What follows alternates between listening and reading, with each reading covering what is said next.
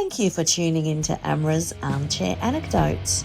If you enjoyed today's episode, don't forget to subscribe and follow for more insights, stories and inspiration. From my armchair to yours, remember, every story begins with a single word.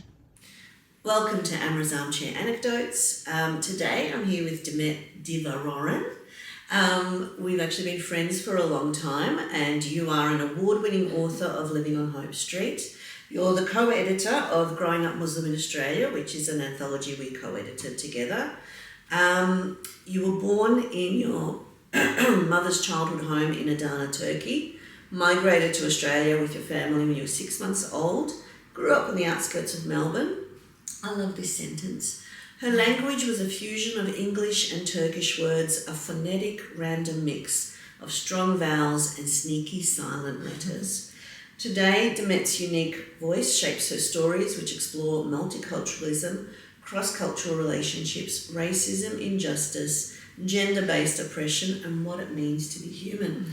And Blood Moon Bride, which is here, we've put it on display, is her second novel. Alongside great company there. That's right. Time Meals.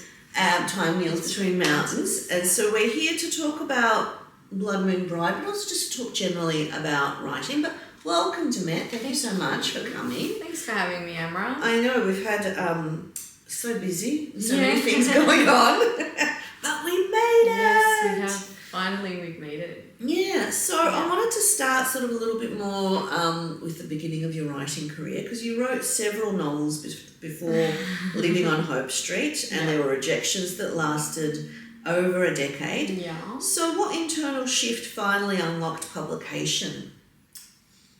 Process, perspective, perseverance? I think, and practice. Practice.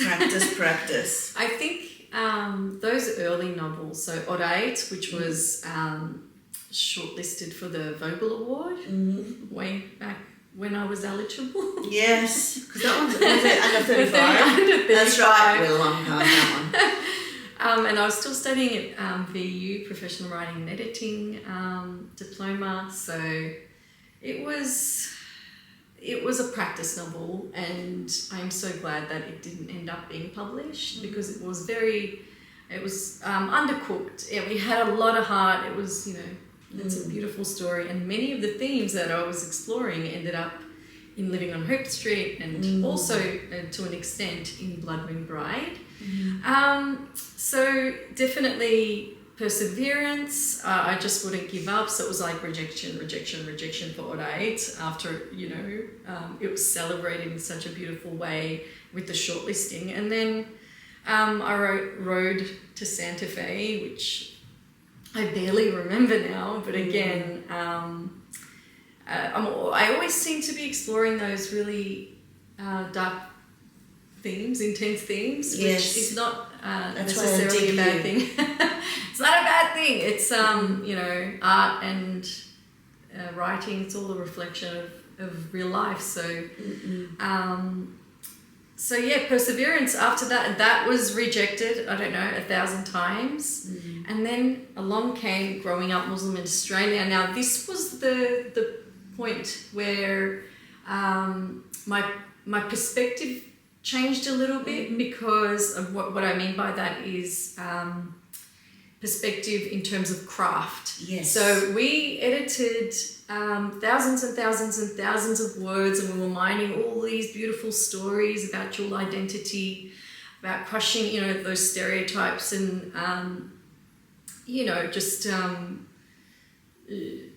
celebrating our shared humanity, I guess. So thousands and thousands we had to kind of sift through and find the threads of these beautiful stories. And I think after that 2-year process, Living on Hope Street is told from 7 different perspectives, and it kind of they're really short, sharp scenes.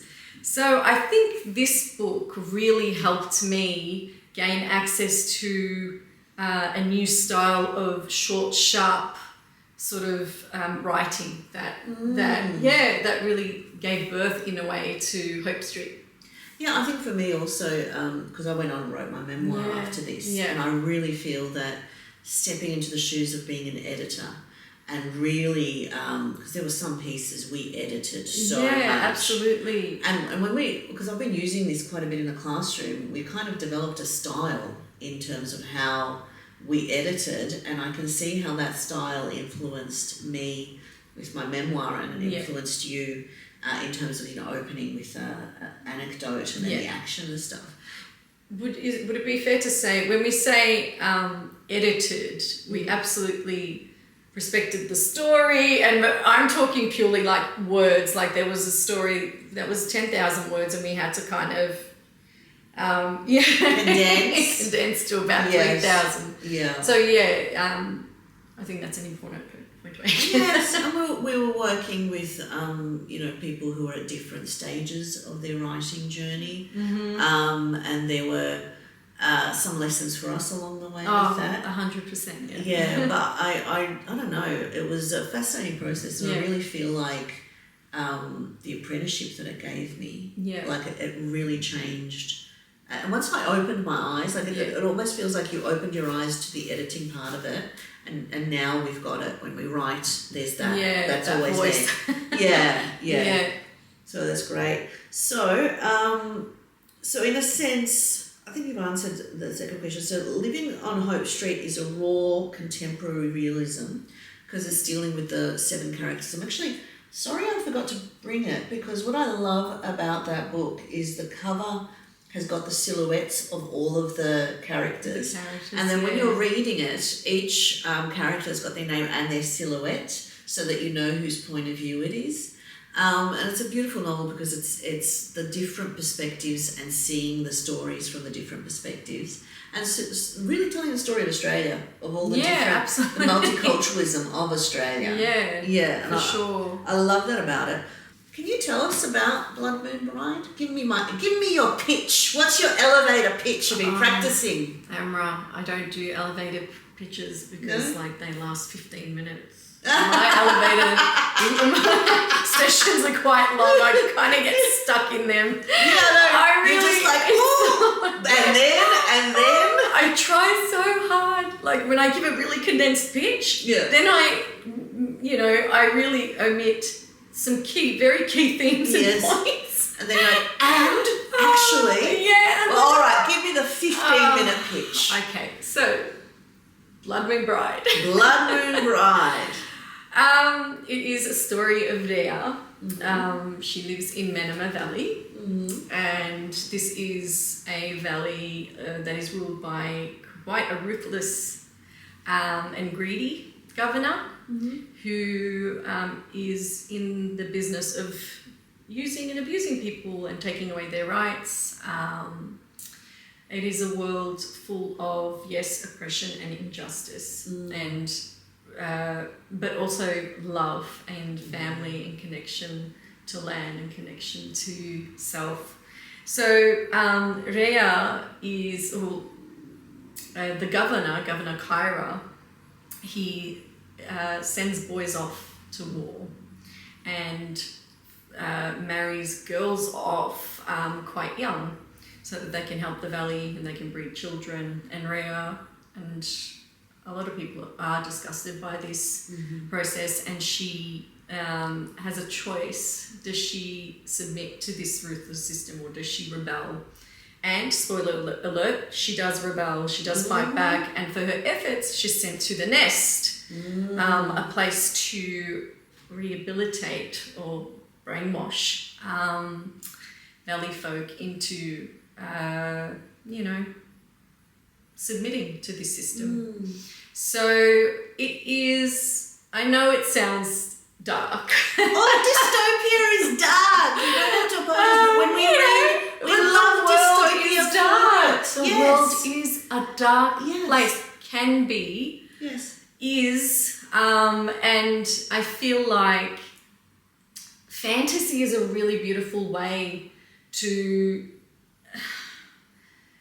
help especially young people come to terms with some of these themes that are very, very real, and it could help them just process and find ways that they can fight back against systems that might be oppressing them, or in the real world, or oppressing others. And so I think these are really important themes, and this book came to me at a time when my life drastically changed. I became a mother,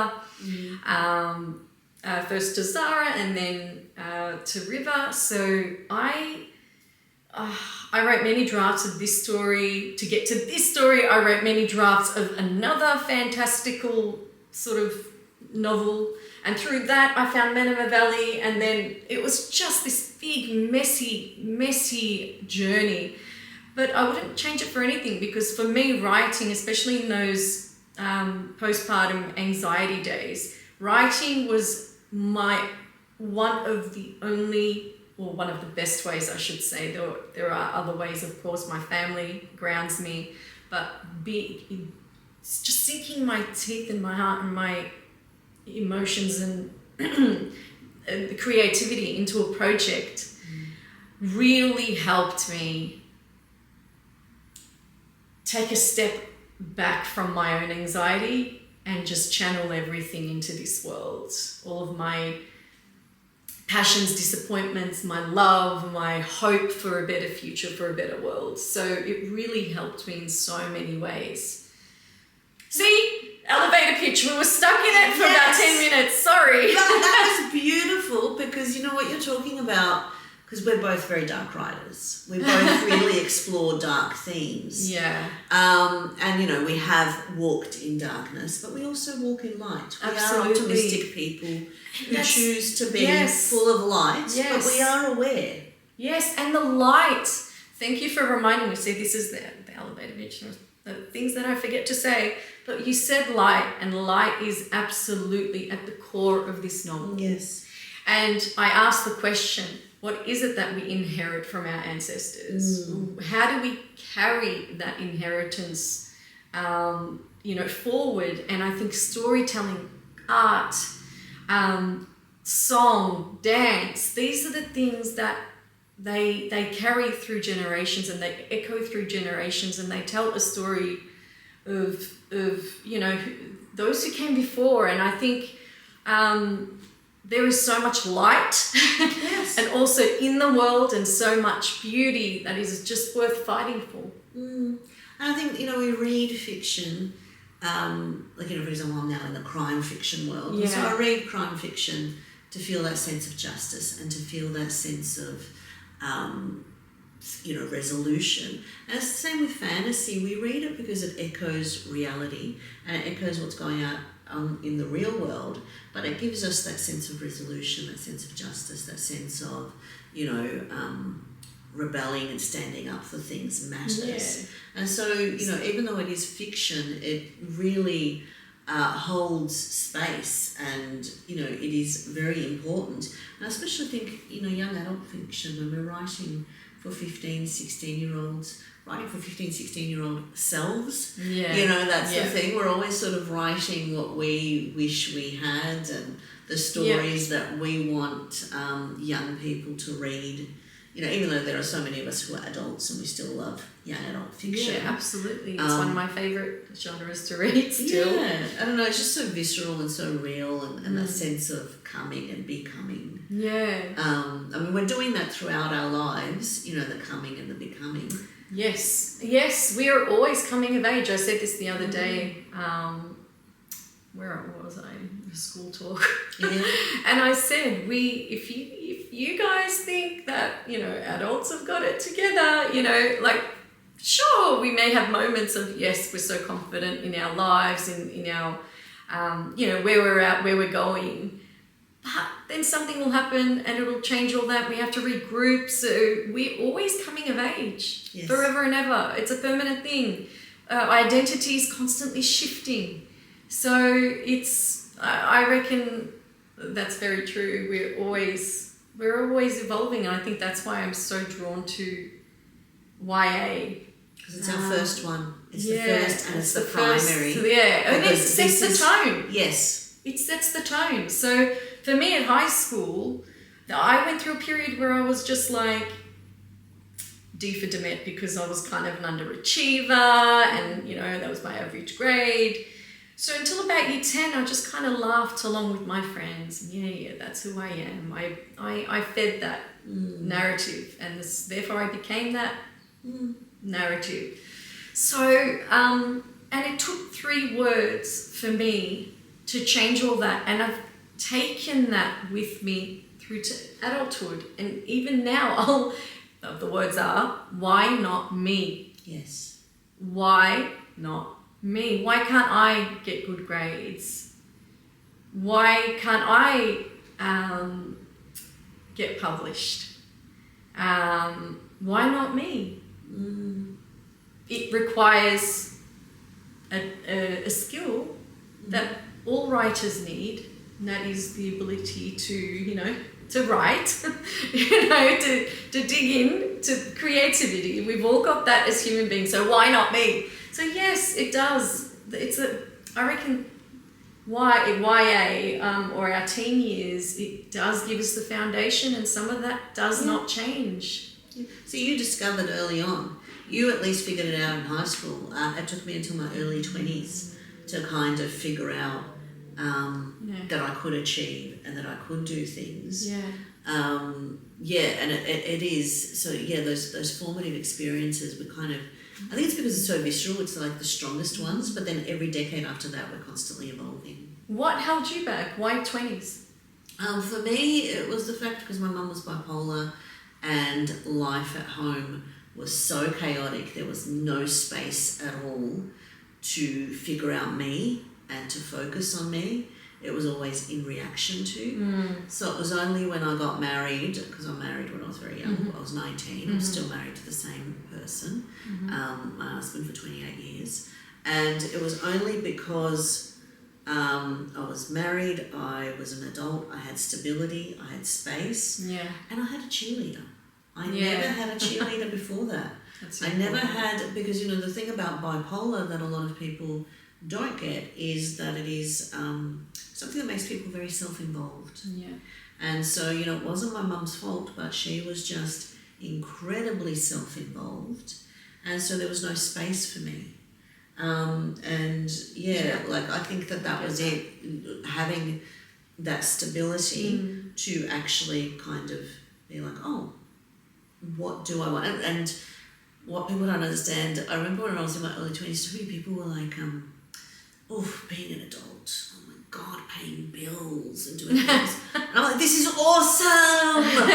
Nobody, because, I went to so many different schools, I lived in so many different houses, I was in foster homes, my every day would just implode in a moment. And so for me, being an adult and going, I pick where I live, I pick who I live with, I pick who is in my life, I pick where I work, I pick what I do. These were like... You had control over your life. Yes. You were, Yeah, and so that was the big revelation for me. But, we don't stop. We are still constantly evolving and becoming different people. Not different people, but finding different things that we're good at, finding our strengths, realising what we want to let go of. Yeah, I just think that young adult thing is when it's so visceral. And the important thing is to be able to embrace change. Yes. So whether it's with our writing, being able to actually try new things. Yeah, so you from contemporary realism to fantasy. Yeah. So that was a big shift. That was a huge shift. And it had to be that way. As I said, I really needed that distance away from reality. I needed that safe space to be able to pour all of these, intense emotions and thoughts and feelings just into this world. So that was really important. But the world building, liberating, sure, because then you're not tethered to facts, and the contemporary world has the rules of contemporary world, and bound by cultural rules as well, and all of that. So yes, liberating in a really beautiful way, but also, oh my gosh, So hard. So many names, so hard. this whole place. Oh, it's so hard. The rules, the community, like it's a very complex world building. Yeah, it was very the geography. I've never been good with geography. Like I teach it, I'm not good at it. And it's like I had to actually think of where rivers are placed and what's behind here and what's. It's good because if you needed a complication, you can just add. You can just build we're a forest.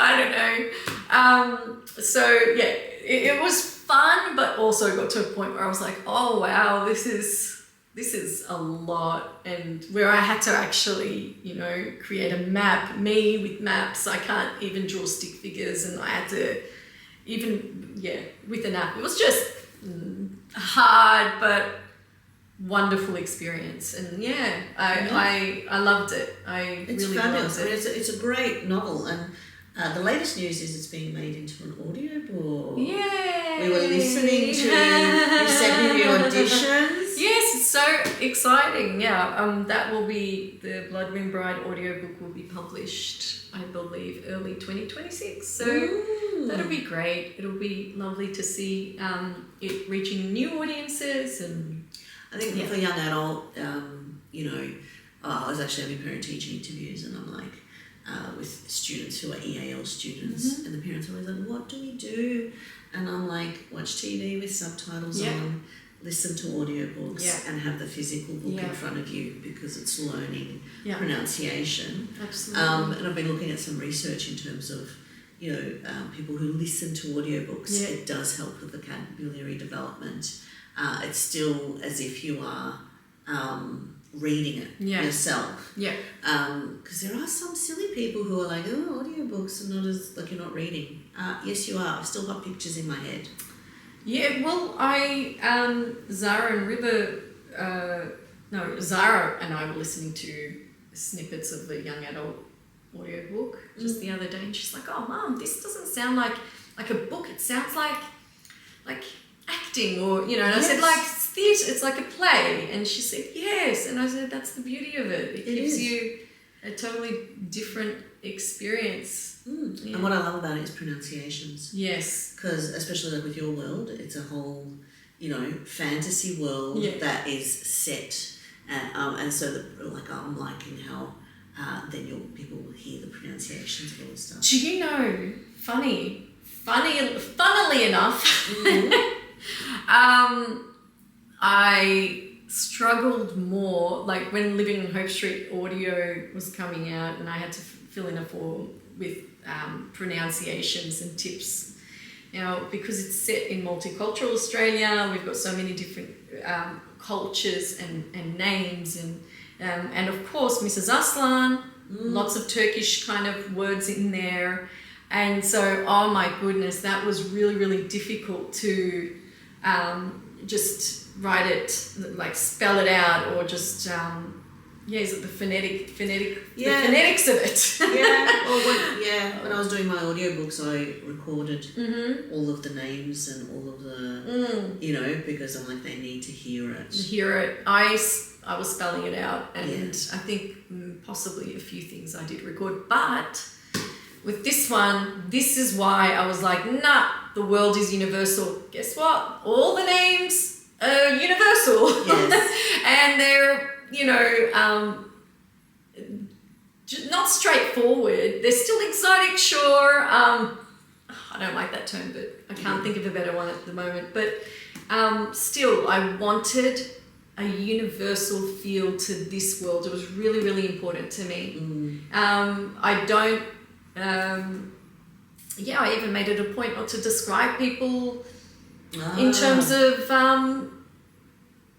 their skin colour or any... I was really careful not to add any racial identifiers. Yes. It was really important. So in that way, it was a huge shift again from Hope Street, which was exploring all of the beauty of culture and it was perfect for that book, and it was necessary for that book. But for this one, I was like, it's fantasy, human first. That was my motto.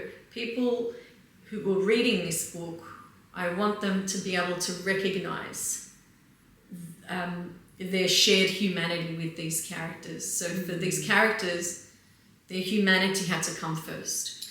And I love that. Yeah. That's the thing about fantasy. You know, it is set in a different world. We don't, you know, people look differently. And I know that there's been some discussions about with other fantasy books. Mm-hmm. But that is the joy of it.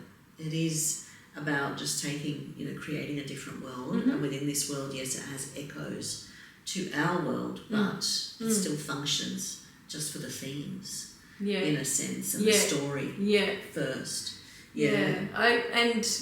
Everyone does it differently, and who knows what I'll do with the next one. Who knows what the next one will be, just quietly. But anyway, let's see. Well, that's what I love. Well, actually, have you started working on the next one? No. Next question. You're still in the throes of publicity for this I one. have started something, but I won't. It's too early? Too early. Fair enough. Okay, so I sort of wanted to... you talked a little bit about family and generations and the influence. And you talked about, you know, your grandmother laboured immediately after giving birth. Your mother married young, so the stories of resilience.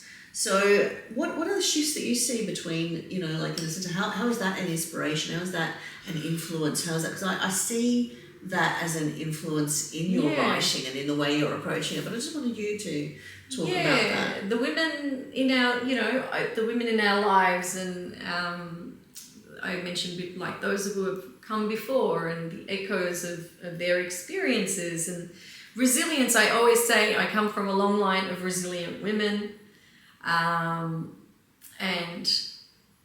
storytelling has made me better understand. So when I listen to my grandmother and she talks about her mum and their connection and the lack of opportunities they had to study, but then, you know, like my great-grandmother wanted her daughter to study, but then was also very afraid of it because, you know, back then in the 50s, in cultures across the world, I think it was, you know, girls studying, I guess, they were up against poverty, they were up against, illiterate kind of parents, and my great-grandmother was illiterate. Me too. Yeah. And so, but my grandmother learned, so this is through generations, how did these shifts happen? My grandmother learned how to write and read. And I remember exchanging letters with her when I was young. So that was a doorway for us to connect, even in childhood, even though we were thousands of kilometres away, in Turkey and Australia. And then my mum, unfortunately, she's one of 8 children. She didn't get a chance to study past primary school. That was a game changer for her, and it was her golden ticket, I guess, because it opened up the world to her through literature, particularly through fiction. So she was a huge reader, and so what she did was, okay, my daughters will study. My daughters will not get married young. They will study. They will be financially stable. They will have lives first, and then they will, you know, choose to get married when they're ready. So that's like 3 generations, Amra? Because like my numeracy skills, really, 1, 2. Grandmother, mother, Yeah. So you can see like the shifts and the ripple effects of change, and also legacy and resilience, you know, and resistance. How do we resist these cycles? How do we resist how do we create then change? And all of those kinds of elements are really this book is not autobiographical, it is fantasy. But I'm passionate about these topics. Yes. You know, we keep coming back to those stories. We always come back to these stories that really kind of shaped us. And, and I also think what you're talking about in terms of, you know, each generation, that is such an Australian story, that each generation has the opportunity to do better. Yeah. Because we kind of stand on the shoulders of the previous generations where they're the ones sacrificing and we do better. And so I talked to Sophia about that because, you know, in a sense, we're in the same boat where it was our parents and we're the second that our children are, the third. And I'm like, you're going to be a better version of me. You are going to achieve things more than me, earlier, better, because they will have the benefit of us being able to translate, you know, the education system, the opportunities. Whereas for me, it was really no networks. No, I didn't even understand how university worked when I was in high school. I didn't understand so many things. I didn't have any cultural capital that our children have access to because of who we are and the fact that we've, you know, had those things. So like it's just it's really it makes you so grateful, but also it gives you a sense of responsibility. Yes. To achieve and to move. Like there is a little bit of pressure. Do you feel? Yeah, of course, and especially like I think about this a lot. So I have a boy and a girl. And so for me, I think about, oh my gosh, there's such pressure for me to even not moderate, but just kind of think really seriously about the words that come out of my mouth. So the pressure of raising children is immense, of course. And then the messaging and so I raise them. I always say this, I raise them equally. I call them beauties. I don't just reserve beauty for my girl. It's you're both beautiful, you're amazing, you're creative. But when it comes to gender roles, absolutely I'm not overthinking. I am thinking carefully and intentionally about the words that come out of my mouth. The dishwasher needs to be cleaned. They are both doing it. They are working together. They're life skills. They're not reserved for one or the other. Yes. And that in itself is so much pressure, and there is so much energy that goes into trying to just expose them as much as I absolutely can to a level of, you know, equality. And I think do you feel like that is also because of our background where we come from? No, it's because of the world that they're going into. Yeah. It's absolutely about that. Of course, of course. Well, for me, it's just that's a part of the world as well. I come from Bosnian culture, which is very gendered, very patriarchal, and Turkish culture is like that as well to a degree. Yeah. So women are the ones who are supposed to do all the household chores. Yeah. So in my household, my joke is, you know, whenever Sophia's like, I'm hungry, I'm like, you've got a father for that. She's like, you know, I need something. I'm like, you've got a father for that. That's what a father is for. I don't do anything in terms of housework and cooking and shopping. He's the one. So that's always my thing. I'm like, that's what men are for. That's his role. So I just flip it completely. And look, of course, like, I'm not denying that our cultures share that, and many cultures have that. You know, patriarchal kind of and gendered roles and patriarchal societies. I mean, we do live in a patriarchal society. Live in a patriarchal society, and this is, you know, they go out into the playground and they hear things like, oh, girls are weak, chuck them in the creek. And I just, you know, when I hear that from many children. Like we're at a playground and people will be like, kids will just be throwing things like that around, and I have to sit and say, okay, let's flip that, you know, like, or I try and explain that, and I'll try and make something fun out of it that isn't got nothing to do with, you know, gender. It starts in the playground, and it's just so fascinating, but also frustrating, and it's just, we've got our work cut out for us. But what I'm stuck on is like, how they always come up with these like rhymes that are like the worst rhymes, like the worst racist rhymes, the worst sexist rhymes. Well, but it's always the rhymes where they just like, you know, they get so catchy. Yeah, they get catchy, but you know, kids hear it from adults, I think. And the power of language. That proves the power of language and the power of what we're doing. It is absolutely, language is everything. Yeah. It is everything. Yeah. You know? Well, I wanted to kind of bring it back to, what advice do you have for people? No. Writing, creativity, biggest lesson? Biggest lesson. What can I say? Writing and creativity. I mean, I think for you, the perseverance story is the one. And we've Yeah. talked about this before, where I've said we have both met so many talented writers in our journey and in this path who gave up before, they kind of didn't keep pushing through. Yeah. And we're kind of the survivors, It the marathon sprinters. It's really, really hard to stay motivated, to stay, to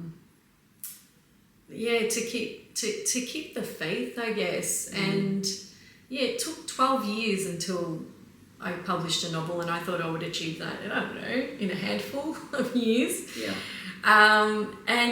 And I think so, persistence, keep practicing, keep making the time for writing. But before you do anything, you have to believe in yourself. Because once you believe in yourself, and I always say this, then it's infectious, then others start believing in you. You have to believe in yourself and just stick to it, and don't put a time frame on publication or any kind of reward, because if that's why you're doing it, it's going to end in heartache. Because even like when you do get published and you do like win an award, or no matter what, it's an innate thing. So the external things cannot sustain you. Because then after that, you still have to sit down and write something and have the stamina and perseverance and motivation to stick at it for like 5 years, for example. You can get it done in 2.5, but We've each taken 5 years with some of our books. Yeah. Some of them had a really long percolation. Yes. And went through so many incarnations. Yeah. And that's because we could not let go of them. And you have to maintain that motivation. So no one else is going to do it for you. It's an innate thing that needs to be nurtured. So again, elevator pitch, right? We've just gone on a big tangent. Hey, that's what we do. This is what we do. It's the best way I can explain it. Just don't give up. If it's something that truly speaks to your soul and your heart, and it just gives you life, just keep doing it. Hey, trust in it. And that's what your journey has proven. Where just like a little choo-choo engine. Yeah, trying. Well, thank you so much. It was so good. Usually we have our chats without the camera, so this time we recorded for posterity. And congratulations, Amra. Thank you. It's a beautiful book. I've started reading it. It's a beautiful, beautiful book. It's, thank you. Hard read, isn't it? It's a hard read, but it is wonderful. So Thank you. Congratulations. Yes, we know all about the long game, don't we, darling? Yes. All right, well, thank you. Thank you. Thank you for tuning in to Amra's Armchair Anecdotes. If you enjoyed today's episode, don't forget to subscribe and follow for more insights, stories and inspiration. From my armchair to yours, remember, every story begins with a single word.